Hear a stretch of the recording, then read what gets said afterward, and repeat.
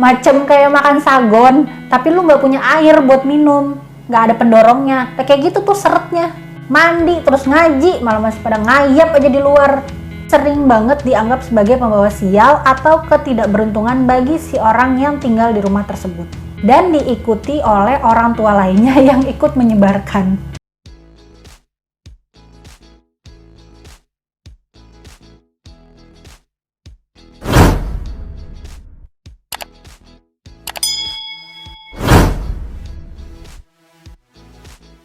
Hai, assalamualaikum warahmatullahi wabarakatuh.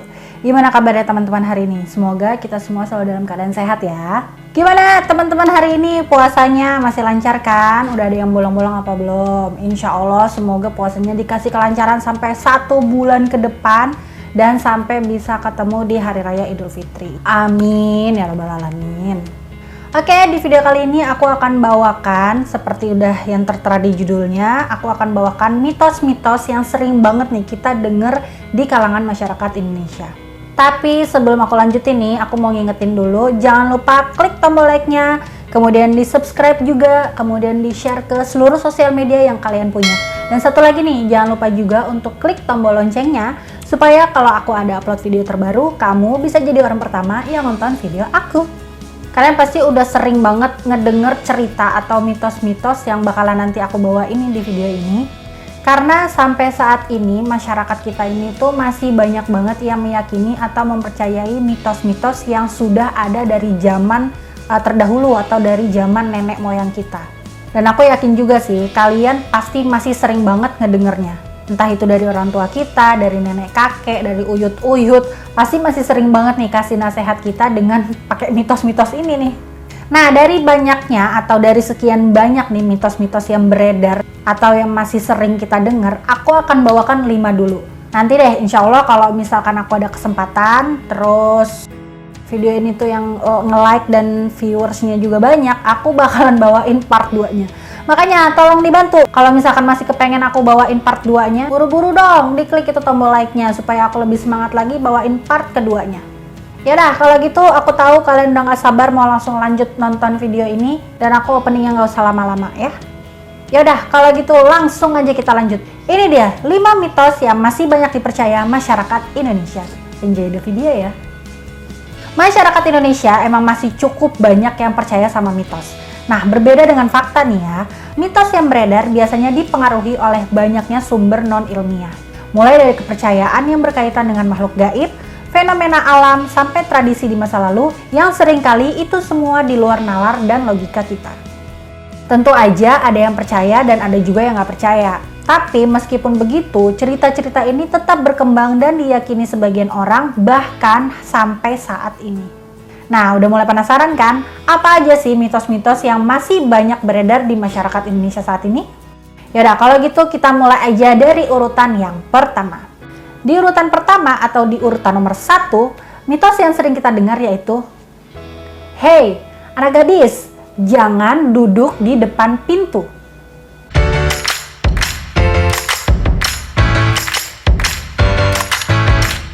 Ya, jangan duduk atau berdiri di depan pintu. Ini tuh udah populer banget di tengah masyarakat Indonesia.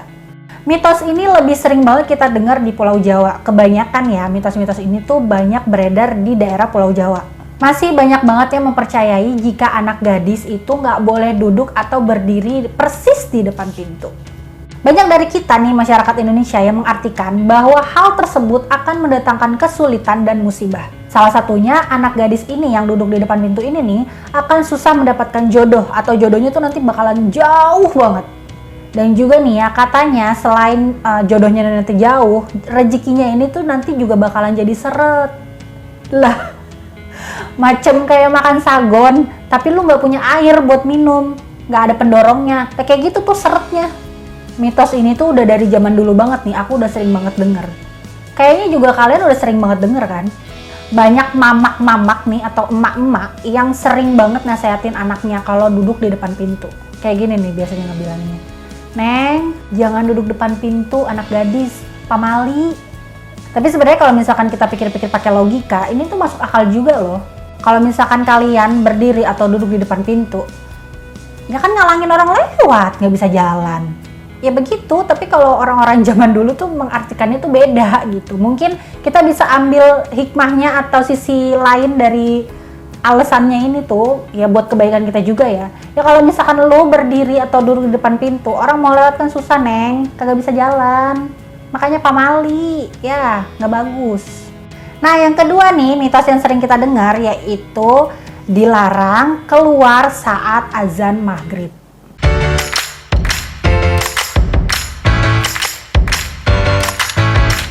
Nah, di urutan kedua nih, mitos yang sering kita dengar di kalangan masyarakat Indonesia yaitu dilarang keluar saat maghrib. Maghrib ini merupakan waktu ketika bumi berpindah dari waktu siang menjadi waktu malam. Nah, bagi sebagian orang, waktu maghrib ini tuh jadi salah satu waktu yang sangat sakral.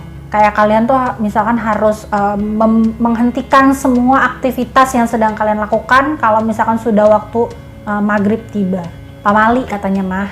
Pokoknya semua mitos-mitos yang beredar itu biasanya didasari atas nama pamali.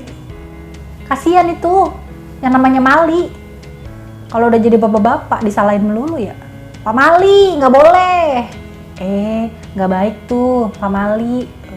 Kasihan banget ya pamali. Yang sabar ya pamali. Tapi banyak juga yang percaya kalau maghrib ini itu adalah waktu dimana para setan-setan mulai pada bermunculan nih. Makanya emak-emak kan kalau misalkan udah waktunya maghrib, banyak nih yang keliling kampung nih nyariin anaknya. Mana nih anak gua? Udah maghrib bukannya pada pulang, bukannya pada mandi terus ngaji, malah masih pada ngayap aja di luar. Itu mamak-mamak tuh kalau udah maghrib pasti nyariin anaknya. Ya karena itu pamali, nggak boleh maghrib-maghrib tuh masih ada di luar rumah. Tapi emang bener sih ya, karena dalam Islam itu juga dijelaskan nih, kalau pada waktu maghrib itu setan bersamaan dengan datangnya kegelapan mulai menyebar mencari tempat tinggal. Jadi bukan karena alasan kenapa orang tua kita zaman dulu ngelarang kita untuk keluar pada saat maghrib. Ya emang karena itu setan-setan itu pada keluar itu di saat maghrib dan mencari tempat tinggal. Kalau misalkan maghrib-maghrib masih di luar, saya jadi ntar lo ditemplokin loh sama setan. Kalau dulu waktu zaman aku masih kecil ya memang gitu. Kebanyakan ibu-ibu itu kalau udah waktunya maghrib, anaknya belum ada yang di rumah, pasti pada ngider tuh keliling kampung nyariin anaknya. Habis itu disuruh pulang, disuruh mandi, selesai mandi, sholat maghrib, terus habis itu berangkat deh. Ngaji lu tong! Jangan di rumah mulu nonton TV, ngaji. Kalau zaman dulu kan belum terlalu heboh sama handphone ya, bahkan orang yang punya handphone itu bisa dihitung lah. Ada berapa banyak gitu yang punya handphone.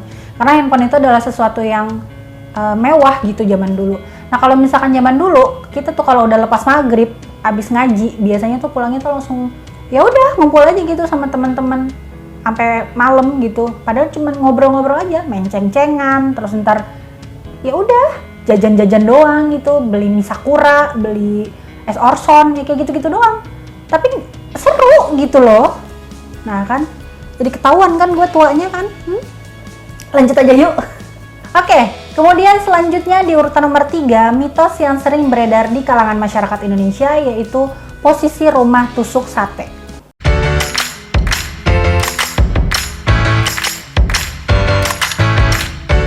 Nah, kalau yang satu ini warga plus 62 pasti udah nggak asing lagi nih sama istilah rumah tusuk sate. Dan ini sering banget dianggap sebagai pembawa sial atau ketidakberuntungan bagi si orang yang tinggal di rumah tersebut. Mulai dari orang yang tinggal di rumah itu bakalan sering berantem, ribut terus, bawaannya tuh di rumah tuh cekcok mulu, nggak ada adem-ademnya. Katanya ya, yang tinggal di rumah yang posisinya tusuk sate tuh bakalan kayak gitu, nggak ada akur-akurnya gitu di dalam keluarga. Terus katanya lagi nih ya, ini tuh rezekinya juga bakalan seret terus, padahal dia tuh lagi nggak duduk di depan pintu loh. Jah, balik lagi jadi anak gadis. Rezekinya seret juga ya. Ternyata nggak cuma duduk di depan pintu aja yang bikin rezeki seret. Rumah tusuk sate juga katanya bikin rezeki kita tuh seret. Tapi katanya kalaupun gampang dapetin rezeki nih ya, kelihatannya tuh duitnya ada gitu, ada aja, dapet aja dari mana aja. Tapi nggak kelihatan tuh duit habisnya kemana gitu. Ada dapet hilang gitu aja terus. Konon katanya. Nah kalian tahu nggak rumah yang dimaksud rumah tusuk sate itu posisinya seperti apa? Jadi misalkan nih ya, ini tuh ada jalanan lurus gitu. Nah pas pentokan sebelum ada belokan itu tuh di ujung, pas mentok ujung jalannya itu tuh ada rumah. Nah itu katanya si rumah itu adalah rumah tusuk sate. begitu. Tapi ada juga yang bilang kalau nggak semua rumah dengan posisi seperti itu tuh tusuk sate. Yang dimaksud dengan rumah tusuk sate itu adalah ketika itu pas jalanan, terus mentok dari jalanan itu ada rumahnya. Tapi yang dimaksud tusuk sate itu adalah ketika si pintu rumah tersebut itu benar-benar berhadapan dengan jalan. Begitu katanya. Kalau misalkan pintunya itu nggak pas ada di depan jalanannya, ada di terlalu minggir ke kiri atau ke kanan, yang penting nggak pas banget di jalan, itu bukan termasuk rumah tusuk sate. Katanya sih begitu. Nah, kalian ada yang lebih paham nggak tentang si rumah tusuk sate ini? Coba dong komen di kolom komentar. Ya. Nah, karena anggapan yang didasari pada cerita prosa rakyat di masa lalu ini atau mitos ini, demikian kuat banget mengakar dalam kehidupan masyarakat. Akibatnya banyak rumah yang posisinya tusuk sate ini selalu dihindari oleh calon konsumen atau calon pembeli rumah. Nah, akhirnya hal ini tuh banyak disiasati oleh para pengembang atau developer perumahan. Jadi mereka tuh mengganti rumah tusuk sate ini dengan membangun taman atau fasilitas lainnya yang menunjang kebutuhan para penghuni. Pinter juga ya developer ya, daripada tuh rumah kagak laku-laku. Mendingan gue bikin taman aja deh, ketahuan buat fasum ya kan. Oke, kalau gitu kita lanjut ke urutan berikutnya. Di urutan berikutnya atau di urutan nomor 4, mitos yang sering berkembang di masyarakat Indonesia yaitu ibu hamil wajib bawa gunting.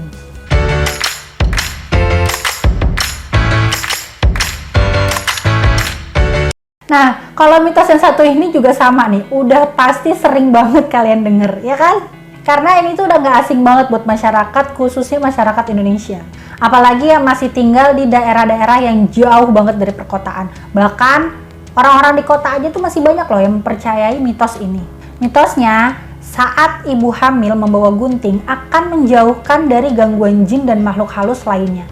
Sebab dipercaya nih ya, jika gunting atau benda tajam ini adalah benda yang ditakuti oleh jin atau makhluk halus lainnya.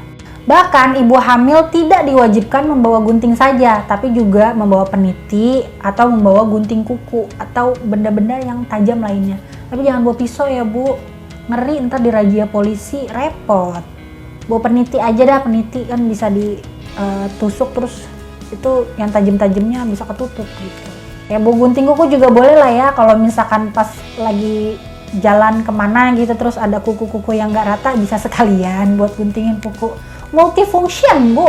Biasanya hal-hal tersebut atau mitos-mitos ini tuh beredar dari mulut ke mulut dan diikuti oleh orang tua lainnya yang ikut menyebarkan. Nah iya itu sebenarnya tuh cerita-cerita seperti ini tuh kan dari mulut ke mulut dan banyak orang yang mempercayainya. Entah itu mitos atau fakta, ya tujuannya sebenarnya memang untuk kebaikan ya, nggak apa-apa lah kalau misalkan tidak terlalu merepotkan, ikutin aja lah. Takutnya nanti orang tua kita kalau misalkan nyuruh kita begini-begini terus nggak diikutin, ntar sakit hati, repot, jadi anak durhaka loh, ya kan? Tapi ya kalau misalkan ngomongin mitos tentang hamilan, nggak cuman masalah bawa gunting atau benda tajam lainnya aja. Kalau udah menyangkut sama ibu hamil, kayaknya banyak banget pantangan-pantangannya. Nih contohnya nih ya, selain tadi wajib bawa gunting, peniti, atau gunting kuku, ibu hamil ini tuh juga katanya harus atau wajib bawa bangle. Tahu bangle kan? Bangle itu bumbu dapur sejenis kayak jahe gitu ya. Kayak jahe tuh namanya bangle. Tapi kayaknya jarang banget sih nemuin di pasar ada bangle. Karena memang kayaknya fungsinya cuma buat ibu hamil deh, jarang banget kayaknya ada orang masak pakai bangle. Nah itulah pakai bangle, katanya harus bawa bangle. Terus bawa sapu lidi. Itu masih banyak banget lah yang mempercayai dan meyakini mitos-mitos seperti itu. Nggak tahu ya, mungkin hantunya juga takut kali sama sapu lidi. Jangankan hantu, kita aja zaman dulu ya, kalau misalkan emak kita tuh lagi marah-marah, udah tuh senjatanya sapu lidi. Dia tuh sabut pakai sapu lidi sakit loh, Bo. Pantesan aja setan takut ya. Nah, ini tuh nggak cuma dipercaya sama masyarakat pedesaan, tapi orang-orang yang sudah tinggal di kota-kota besar ini juga masih banyak banget yang meyakini dan mempercayai hal-hal tersebut. Ya mungkin tujuannya atau niatnya untuk jaga-jaga aja kali ya. Namanya kan juga ibu hamil, dia tuh bukan cuma bawa dirinya aja, tapi udah ada 2 nyawa di dalam badannya, di dalam tubuhnya dia. Jadi ya udah secara otomatis punya tanggung jawab dan kewajiban untuk melindungi si calon buah hati mereka. Jadi ya udahlah ikutin aja demi kebaikan. Yang penting niatnya ya hanya untuk kebaikan, tapi kita tidak mempercayai. Kalau kita sudah mempercayai dan meyakini bahwa oh ini tuh memang tujuannya untuk mengusir setan, untuk mengusir makhluk halus gitu, kita udah percaya sama itu namanya musyrik ya, nggak boleh, itu nggak baik, dosa besar, kamu tahu itu dosa besar dan tidak akan diampuni oleh Allah Subhanahu wa Ta'ala kalau kita sudah musyrik. Jadi nggak apa-apa niatnya untuk menghargai dan menghormati orang tua kita. Kalau misalkan kita disuruh pakai ini nih biar selamat, bawa ini biar selamat, ya udah ikutin aja, nyenengin hati orang tua. Tapi kita nggak boleh yakin kalau itu benda-benda itu beneran bisa mengusir roh-roh halus atau makhluk-makhluk halus lainnya yang akan mengganggu kita. Kita serahkan aja semuanya sama Allah Subhanahu wa Ta'ala. Amin. Alhamdulillah. Oke, kalau gitu kita lanjut ke urutan berikutnya. Di urutan berikutnya, ini di urutan nomor 5, di urutan terakhir ya. Mitos yang sering kita dengar di kalangan masyarakat Indonesia yaitu ngantongin batu.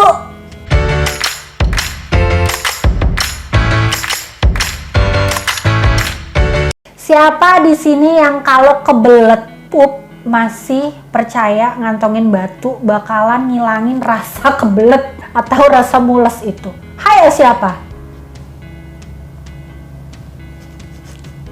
Gue masih guys. Tapi ini kalau dalam keadaan darurat aja ya. Kalau nggak ketemu WC atau lagi di mana gitu ya, nggak bisa dapet toilet, ya udah. Salah satu jalannya itu cuman itu. Tapi ternyata kalian tahu nggak? Kalau ini tuh bukan cuma sekedar mitos belaka aja. Faktanya tuh emang demikian. Banyak yang mengaku kalau trik ini tuh berhasil menghilangkan rasa mules dari perut kita. Karena aku sendiri juga udah ngalamin. Aku tuh nggak dibilang sering sih ya, tapi pernah nyoba cara ini. Karena waktu itu sama sekali nggak bisa ngedapetin toilet, nggak ada toilet sama sekali. Terus pernah ada toiletnya tapi jorok gitu. Biasanya kan kayak di rest area, di tempat-tempat fasilitas umum kayak gitu, toiletnya memang kurang bersih ya gitu. Nggak semuanya sih, tapi kebanyakan kurang bersih. Makanya ya udahlah, mendingan nahan aja deh gitu. Nah, aku coba trik ini, ngantongin batu. Berhasil loh. Nah, sebenarnya ada penjelasan yang lebih ilmiah dan masuk akal kenapa kalau kita ngantongin batu itu bisa bikin sakit perut itu lenyap seketika. Jadi, setiap orang itu butuh alih perhatian untuk melepas dari suatu rasa. Nah, misalnya lapar. Kalau diem aja, lapar kita tuh berasa banget. Tapi kalau misalnya kita gerak nih, ada kegiatan apa gitu yang bisa bikin kita sibuk, nah itu rasa laparnya tuh bakalan lupa gitu aja gitu. Tapi kalau misalkan kalian lagi lapar, terus kerjaannya cuma tiduran aja di kasur, main handphone, ngeliat-ngeliat sosmed kayak gitu-gitu doang, ya bakalan terus berasa lapar, bahkan sampai gemeteran bisa. Nah, sama aja nih kayak si genggam ngantongin batu ini. Jadi kalau misalkan kita tiba-tiba ngerasa mules, terus kita nggak bisa nemuin toilet untuk ngebuang si kotoran-kotoran itu, ya udah kita genggam batu. Tapi yang ada di pikiran kita itu hilang gitu, rasa mulusnya hilang. Afirmasi terus lama-lama ya udah nggak berasa gitu. Ya mungkin bisa kerjasama juga kali ya sama perutnya. Ayo dong perut, kerjasamanya dong. Nih gue udah genggam batu nih, apapun yang terjadi kamu jangan keluar sekarang. Nanti please tunggu aku mendapatkan toilet. Kamu akan aku berikan kesempatan untuk keluar dari tubuh ini. Tenang aja gitu. Jadi ya udah, rasa mulesnya itu tuh jadi kerjasama. Ya udah deh, gue keluarin ntar aja deh. Gue tungguin lo sampai dapetin toilet ya, biar gue juga bisa nyaman keluarnya gitu. Ya gitu, salah satu penjelasan ilmiahnya kenapa kita menggenggam batu itu bisa menghilangkan rasa mules dari perut kita. Ya seperti itu. Oke guys, itu tadi adalah 5 mitos yang masih dipercaya di kalangan masyarakat Indonesia hingga saat ini. Terlepas ini semua tuh mitos atau fakta ya, dan mau percaya atau enggak, ya kembali lagi aja ke diri kita masing-masing ya, buat nyikapin ini seperti apa. Karena di balik mitos-mitos tersebut yang sering kali kalau dipikir pakai logika tuh nggak masuk akal gitu ya, apa hubungannya sih, kok kayak gini hubungannya ke sini, nggak nyambung banget gitu. Tapi itu semua tujuannya tuh pasti sama kok, ya untuk kebaikan kita juga, mengingatkan kita agar bisa menjadi manusia yang jauh lebih baik lagi. Betul apa betul? Betul, ya begitu. Oke lah kalau gitu sampai di sini dulu video aku kali ini, dan kalau kalian suka sama video ini jangan lupa diklik tombol like-nya, kemudian di-subscribe dan di-share ke seluruh sosial media yang kalian punya. Dan satu lagi guys, jangan lupa juga untuk klik tombol loncengnya supaya kalau aku ada upload video terbaru, kamu bisa jadi orang pertama yang nonton video aku. Semoga informasi yang aku berikan tadi bisa menambah pengetahuan kalian lagi tentang keberagaman yang ada di Indonesia ya. Dan jangan lupa terus support channel aku supaya aku terus memberikan informasi yang bermanfaat untuk kalian semuanya. Oke, sampai di sini dulu video aku kali ini. Kita ketemu lagi di video-video aku selanjutnya. Sampai jumpa ya. Dadah. Wassalamualaikum warahmatullahi wabarakatuh. Dadah. Dadah. Assalamualaikum. Dah. Udah dong.